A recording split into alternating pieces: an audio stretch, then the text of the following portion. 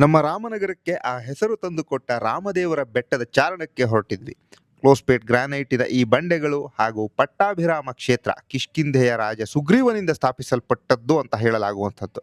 ಈ ಜಾಗವನ್ನ ಹಂಪಿ ಮತ್ತು ಅಂಜನಾದ್ರಿಯೊಂದಿಗೆ ಬೆಸುಗೆ ಹಾಕ್ತವೆ. ಆಧುನಿಕ ಬೆಂಗಳೂರಿನ ನಿರ್ಮಾತೃ ಯಲಹಂಕದ ನಾಡಪ್ರಭು ಹಿರಿಯ ಕೆಂಪೇಗೌಡರು ಈ ಬೆಟ್ಟದ ಮೇಲೆ ಕಟ್ಟಿಸಿದ ಕೋಟೆ, ಶ್ರೀರಾಮೇಶ್ವರ ದೇವಸ್ಥಾನ ಮತ್ತೆ ಪಟ್ಟಾಭಿರಾಮ ದೇವಸ್ಥಾನಗಳ ಈಗಿನ ರಚನೆಗಳು, ಹಾಗೆಯೇ ಇಲ್ಲಿನ ಮೂಲ ನಿವಾಸಿ ರೈತ ಸಮುದಾಯವನ್ನ ಪುರಾಣಗಳಿಗಿಂತಲೂ ಹಿಂದಿನ ಕಾಲದಿಂದಲೂ ಕಾಯ್ಕೊಂಡು ಬಂದಿರುವ ಗ್ರಾಮ ದೇವತೆ ಕಣಜಮ್ಮನ ಕ್ಷೇತ್ರ, ಇವೆಲ್ಲವಕ್ಕೂ ಈ ಬೆಟ್ಟ ಸಾಕ್ಷಿ.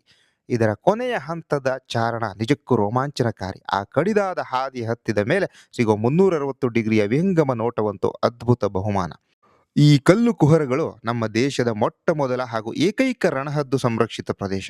ಆದರೆ ಈ ಪ್ರಕೃತಿಯ ನಡುವೆ ಬಿದ್ದಿರೋ ಪ್ಲಾಸ್ಟಿಕ್ ತ್ಯಾಜ್ಯದ ರಾಶಿ ನೋಡಿದ್ರೆ ಇದು ನಿಜಕ್ಕೂ ಸಂರಕ್ಷಿತ ಪ್ರದೇಶನ ಅಂತ ನಮ್ಮನ್ನ ನಾವೇ ಕೇಳಿಕೊಳ್ಳೋ ಹಾಗೆ ಮಾಡುತ್ತೆ.